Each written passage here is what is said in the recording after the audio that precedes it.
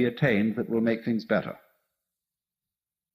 And the thing is to recover from that illusion. So a Buddha means somebody who has woken up and discovered that running around this thing may be fun, and it may be good to run around, but if you think you're going to get something out of it, you're under illusion, because you're forever the donkey with the carrot suspended from his own halter. Now then, it goes on to say that there's only one place, one point in this wheel from which you can become a Buddha, and that's here. The Devas are too happy to become Buddhas, or to worry about becoming a Buddha. The Narakas are too miserable. The Asuras are too angry. The animals are too dumb, and the Pretas too frustrated. Only in the middle position, the position of man, which is, you could say, the equal position, the position of sufficient equanimity to begin to think about getting off this rat race. Only from there, you see, can you become a Buddha. So the position of a Buddha may be represented either as not on the wheel at all or as right in the middle of it. It makes no difference. And so he is just as in a way the axle point, the still point of the turning world, as to use T.S. Eliot's phrase, is the unmoved center, the unmoved mover, the primum mobile, the axle tree of the world. All thought the navel, that's why yogis are said to contemplate their navel. The navel isn't on their tummy, it's this place, the navel of the world. So that's the scheme of cosmology, of ancient Indian cosmology in which Buddhism arises. So you see, therefore, a Buddha is one who awakens from the illusion of samsara.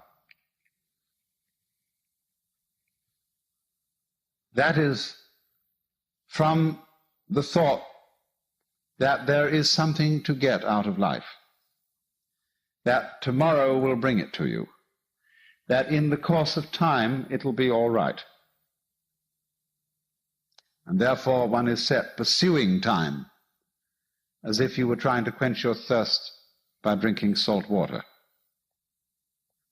Now, I can exemplify this a little more strongly by relating Buddhism to the social system in which it arose. A Buddhist monk is sometimes called a shramana. S-R-A-M-A-N-A, shramana. This is closely allied to the word shaman. And a shaman is the holy man in a culture that is still hunting. It isn't settled, it isn't agrarian. There is a very strong and important difference between a shaman and a priest. A priest receives his ordination from his superiors. He receives something from a tradition which is handed down. A shaman doesn't. He receives his enlightenment by going off into the forest by himself, to be completely alone. A shaman is a man, in other words, who has undergone solitariness. He's gone away into the forest to find out who he really is, because it's very difficult to find that out while you're with other people. And the reason is that other people are busy all the time telling you who you are, in many, many ways, by the laws they impose on you, by the behavior ruts they set on you, by the things they tell you, by the fact that they always call you by your name, and by the fact that when you live among people you have to be in a state of ceaseless chatter. But if you want to find out who you are before your father and mother conceived you, who you really are, you almost have to go off by yourself. And go into the forest and stop talking, even stop thinking words, and be absolutely alone, and listen to the great silences. And then, if you're lucky, you recover from the illusion that you're just little me, the so-and-so, and you attain the state of nirvana, which means the blown-out state, the relieved state, the sigh of relief. Nirvana may be translated into English as, phew, I've at last discovered that I don't have to survive. I can survive, of course, but I don't really have to. Because you discover, you see, that what you really are doesn't have to survive, because it's what there is. The real you is it, or that, tat tvam asi, that art thou, as the Hindus say. So then, in the normal life of India, which is not a hunting culture, but a settled culture, there are priests, but there is something beyond the priest. That is to say, when a man or woman has fulfilled his or her life in the world of society, it's the normal thing to do for a person to quit their status in society and become what's called a forest dweller. That is almost, you see, to go back to the hunting culture. They divide people into two classes, grihasta, which means householder, and vanaprastha, which means forest dweller.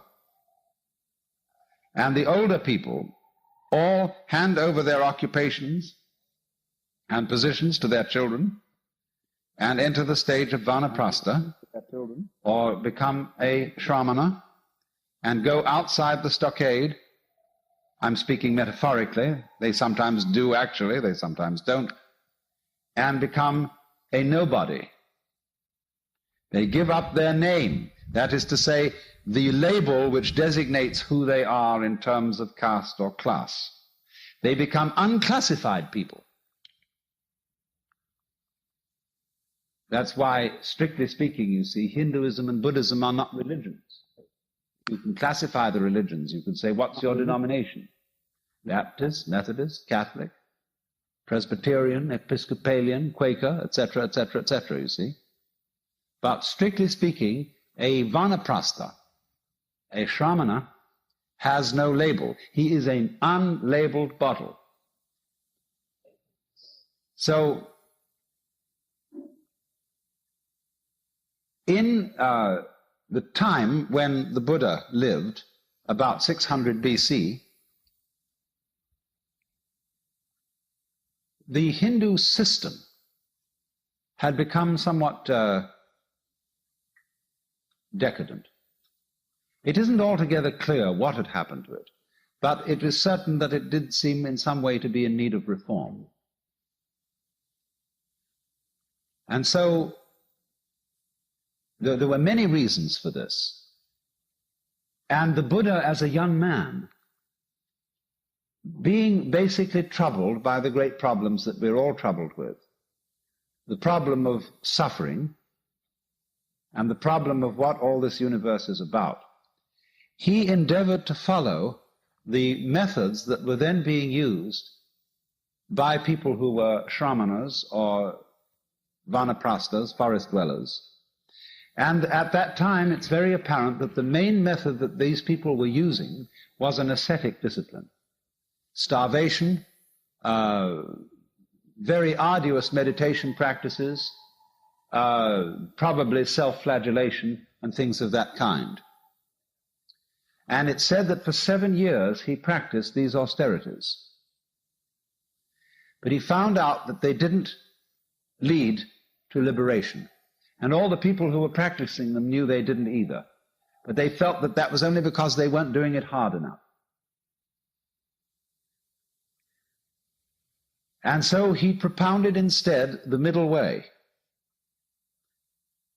The way that led to liberation from the rat race that I've drawn here, neither through austerities nor through pleasure-seeking. See, these are the two ways, the two paths. The people who say the whole point of life is to enjoy it, to get the most out of it, you see.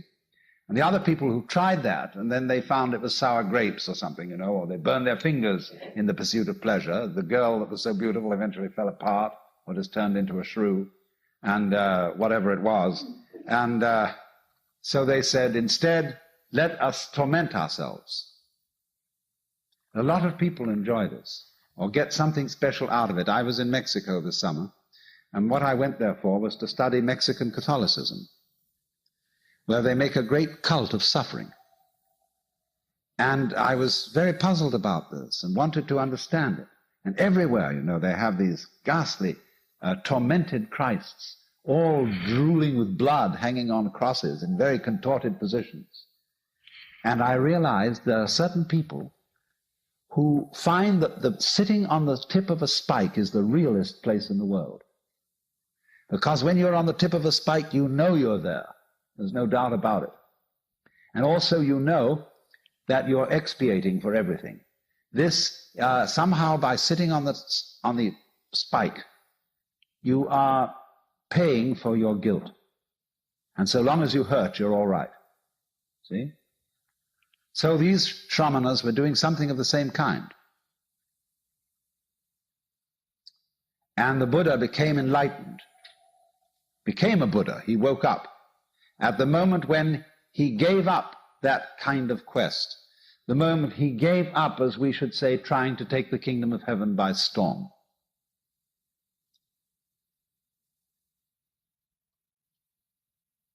Now, what does this mean?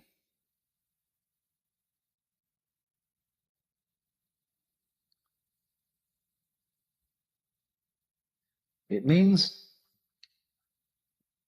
that in his time,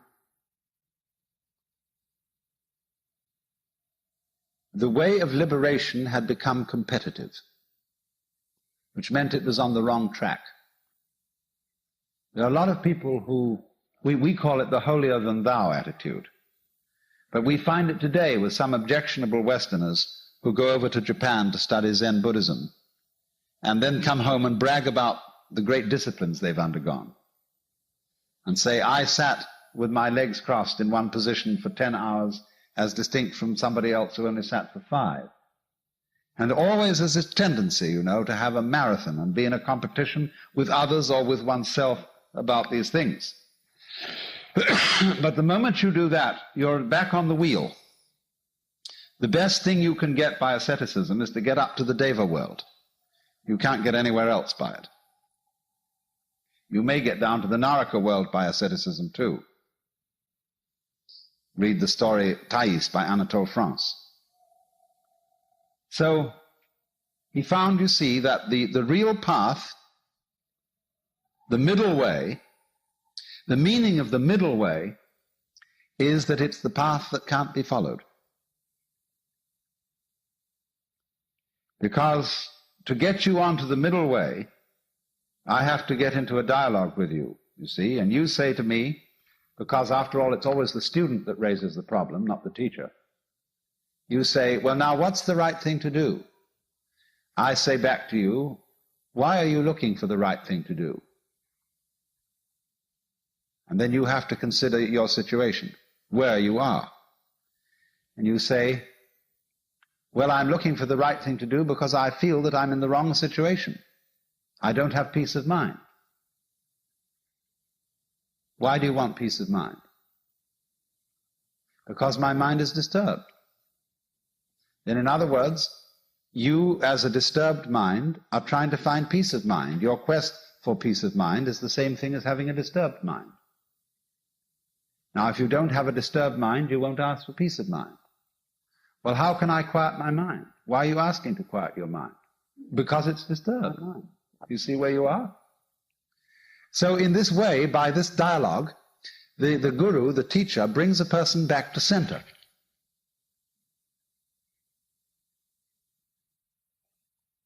So then this is the point. All Buddhist teaching is a dialogue. Really and truly, the man who goes out and leaves society and becomes a monk is a little bit too much. Buddhism involves this act as a preliminary gesture.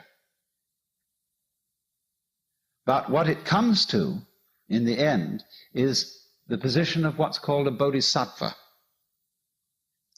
A bodhisattva means somebody who went out of society, or we should say gave up the world in some way, took on the robe, took on the discipline. He found what he was looking for, but his finding it was absolutely simultaneous with his coming back into society. And he's called a bodhisattva, as distinct from a pratyeka Buddha, which means a private Buddha, one who goes out and doesn't come back. And the bodhisattva is considered as having a superior attainment, superior insight.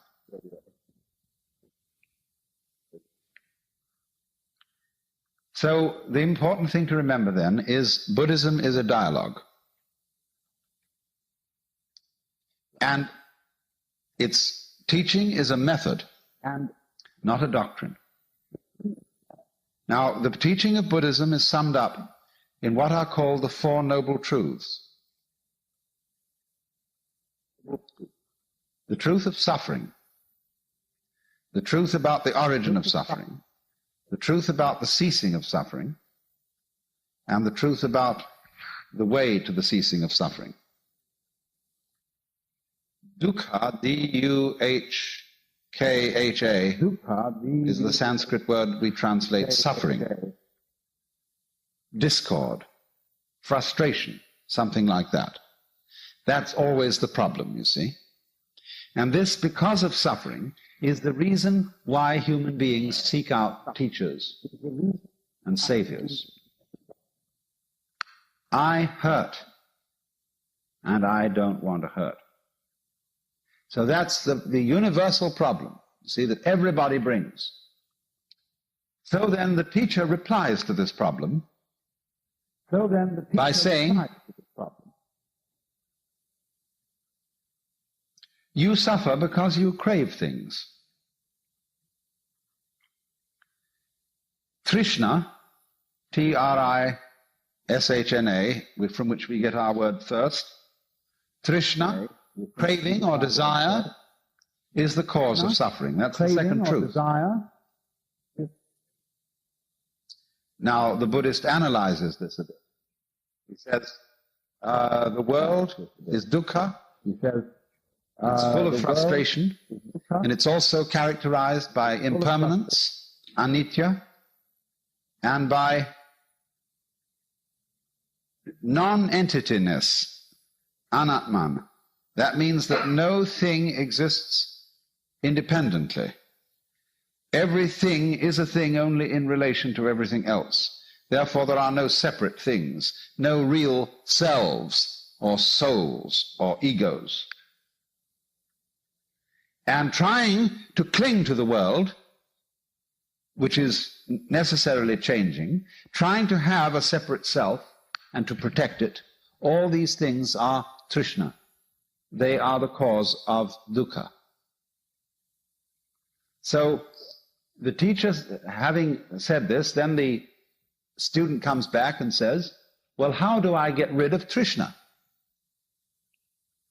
If trishna, desire, is the cause of suffering, couldn't I get rid of desire so as not to suffer? And the teacher says, well, you try. And this then is the first part of the discipline, to try not to desire, to calm your mind, to practice centering, to practice getting rid of all what they call klesha, K-L-E-S-A, disturbing thoughts, distractions, evil passions, immoderate appetites, and come to upeksha, or equanimity of mind. And so the student practices that. And this is a very difficult and arduous discipline.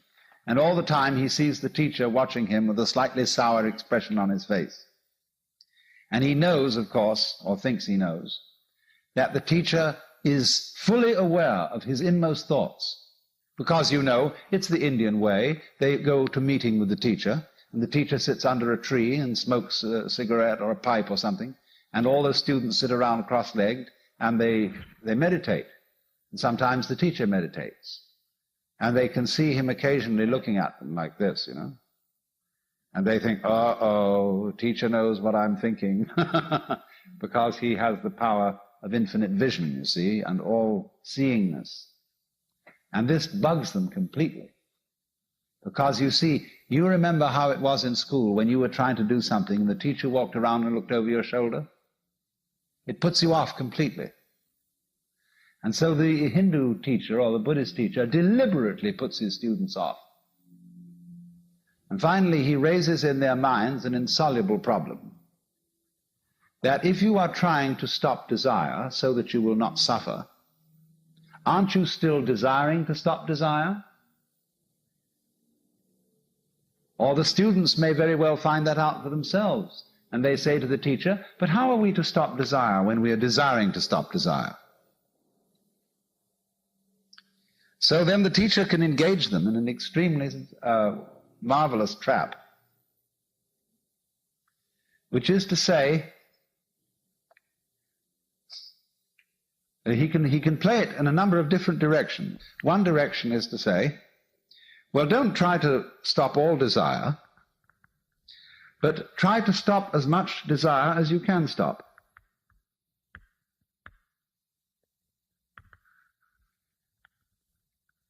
You see where this is going to go. Then they're going to say, well, I'm a little excessive about desiring to stop desire.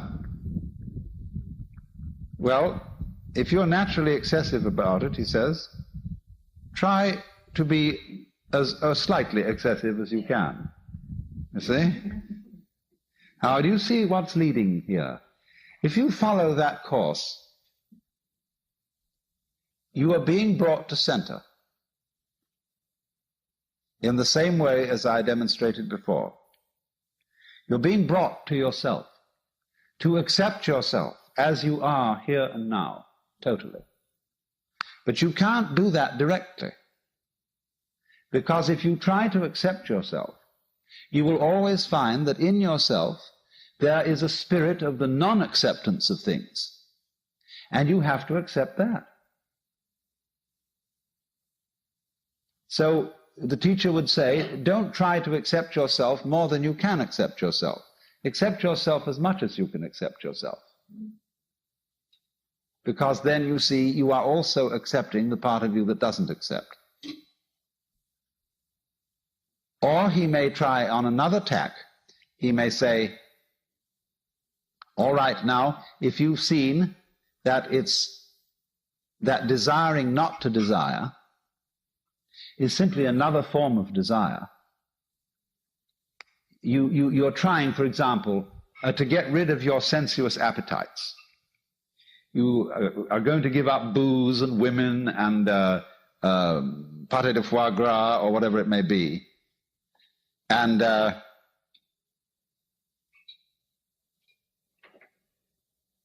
you then think, well, now, yes, this I must do. And eventually you find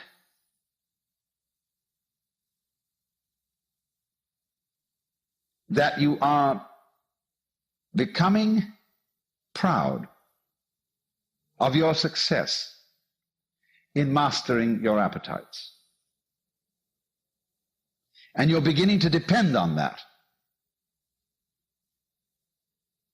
So the teacher says, do you see you're in the same trap as you always were? Formerly you sought spiritual security in booze and women and so on. Now you're seeking it in holiness. Formerly you bound yourself with chains of iron. Now you're bound with chains of gold. Formerly you boasted to all the boys how many sins you committed. Now you're boasting before the Lord of how many virtues you have. Same trap. Why do you do it? So the student eventually finds there's no way at all to not desire. Even desiring not to desire is desiring. Even trying to accept oneself is a way of trying to escape from oneself, because one hopes psychotherapeutically that by accepting yourself you will get rid of your nasty symptoms. So you're not accepting them. You're not accepting them by the gimmick, by the pretense of trying to accept them. So this is the way in which the dialogue of Buddhism begins to work. And as it progresses step by step, let me try and show you a little bit more how it works, because I'm shortening it enormously in order to give you an outline of the whole thing. What is going on between the teacher and the student, the Buddha and his disciples, is not merely a dialogue. There is the verbal dialogue, yes, that goes on. But there also, it spread over a long period of time. And in the intervals, the students are practicing meditations. They are making efforts to control their minds and emotions and practicing those things which are the Buddhist equivalents of yoga. So that in parallel to the intellectual discussion, there is going on a total devotion of one's whole being to a quest, morning, noon, and night.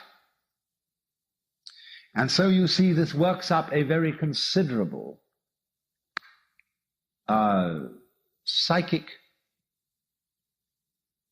alertness. It makes the student put a very considerable psychic investment in the task. And as he goes on, you see, he becomes more and more frustrated. Because as the trap closes, and he finds that it's impossible to do the right thing because the right thing is always done for the wrong reason. When the wrong man uses the right means work in the wrong way. You see? There is something you could do to attain liberation, or as the Christian would say, union with God, if you could do it. But the Christian would say, by reason of original sin, you can't. Because through original sin, everybody is basically selfish. And you can't be unselfish for a selfish reason. But you have only selfish reasons. So, to him that hath shall be given. But of course he doesn't need it. From him that hath not shall be taken away even that which he hath. Poor fellow, what is he to do? So you see, in this way, the teacher closes a trap on the student, where he finds himself completely impotent. Not only can he not do anything that will bring about his salvation, he is also unable not to do anything. One might say, you must do nothing. You must be completely passive. But you can't do that, because the moment you try to be passive, you're doing something. So you get into the state which they call in Zen Buddhism a mosquito biting an iron bull. Or as we would say in our Western idiom, the state when the irresistible force meets the immovable object. Where something must be done, but simply cannot be done. And in this state of maximum frustration, there is an opportunity to understand the situation. To understand that the meaning of the state, I cannot do, I cannot not do, The meaning of this state is that the separate I which you thought yourself to be is an illusion. That's why it cannot do and why it cannot not do. You see, what is our I, our ego? Sometime in the development of man, maybe 3, 4, 5,000 years ago, we developed self-consciousness in a peculiar way. We began to realize that by directed thought, we could control our environment. And then it was, you see, that we had a sense of responsibility. Let's just assume, for the sake of argument, that there was a time when nobody deliberated. They did exactly what they felt like. When you were hungry, you ate. When you were thirsty, you drank. When you were angry, you hit something. When you were happy, you danced. But you never stopped to think what was the right thing to do. You just trusted your intuition, your instincts, your unconscious, or whatever it might be called. Well, that was great, because nobody worried. Nobody had any problems when it was like that. See, a baby is in the same situation today. Now, maybe you were unsuccessful. Maybe the thing you did spontaneously was absolutely the wrong thing, and the tiger ate you up. Well, that was all right, because it really doesn't matter if the tiger eats you up, so long as you weren't spending your previous time worrying about it. See, everybody dies, and if you die clunk like that, that's that. You don't spend all your life before you die worrying about death. You don't spend all your time before you get sick worrying about getting sick. And when you see you move on that level of unpremeditated, spontaneous behavior, that's the golden age. And the reason people look back with nostalgia to the golden age is because that was the time of irresponsibility. But when people began to see that they could provide for the future, and that they could look after things and take care and direct everything, immediately anxiety came into the world. See, that was the fall of man. Because then, the moment you start doing that, you begin to think, now, having thought this question through and decided that such and such is the right thing to do, have I thought it over carefully enough? Now, that's a real bugaboo of a question. You know, you go out of the house and you wonder, did I turn off the gas stove? I think I did, but on the other hand, I'm not quite sure. Let's go back and see. So how do I get anywhere by doing that? That's one way of arranging it. That's one kind of dance you can have, is to improve everything and have technology. But it doesn't really solve anything. And it's only in the moment, you see, when you fully understand that your situation as a human being is completely insoluble, that there is no answer, and that you give up looking for the answer, that's nirvana. And that's how Buddhism works. Existence already includes non-existence. You could say being and non-being constitute existence.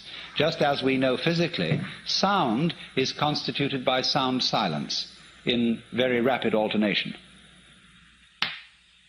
So being, non-being constitute existence, and existence is something of which you may say the game is worth the candle. If it weren't, it wouldn't be. It's like that. Some people try to say there is good and bad with small g and small b, and they together constitute good capital G. Or one might say that humanity is, and the good of humanity, is a curious combination of beneficence and rascality, of reason and passion. And if human beings didn't have those two sides, they would be less than human. Man is in a certain sense redeemed by his passions, redeemed by being something of a rascal. Because if he weren't, he would be like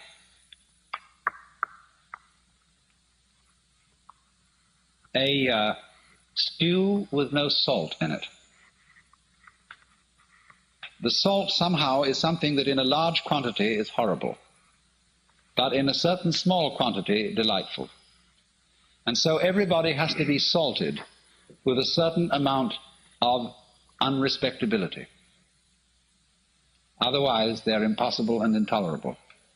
The only thing is, as a fervent cook, don't overdo it. It is in that respect, you know, that it's said of great gurus in India. They have a very funny thing they say. People, Westerners go over and they meet this man who's supposed to be extremely holy. And they're all agog, you know. And then after spending a few days with him, they begin to wonder. They find he smokes cigarette. They find that he occasionally loses his temper. And they begin to think, well, is this man so holy after all? I mean, he surely should not be dependent on these little habits and luxuries and so on. And then they find he has a girlfriend. And then they leave because they're so scandalized. Well, then the Hindus say, now you shouldn't get so upset about this, because if this man didn't have a few little vices, he would cease to manifest. He would simply disappear. He has to have these things to keep him grounded, to keep him in the world. Or if suddenly, you know, he gets terribly angry with a certain student and seems to lose his temper, they say, oh, no. That's a tactical anger. That he did on purpose to wake you up to something. It was for your own development and for your own good. He didn't really feel angry at all. Oh, dear.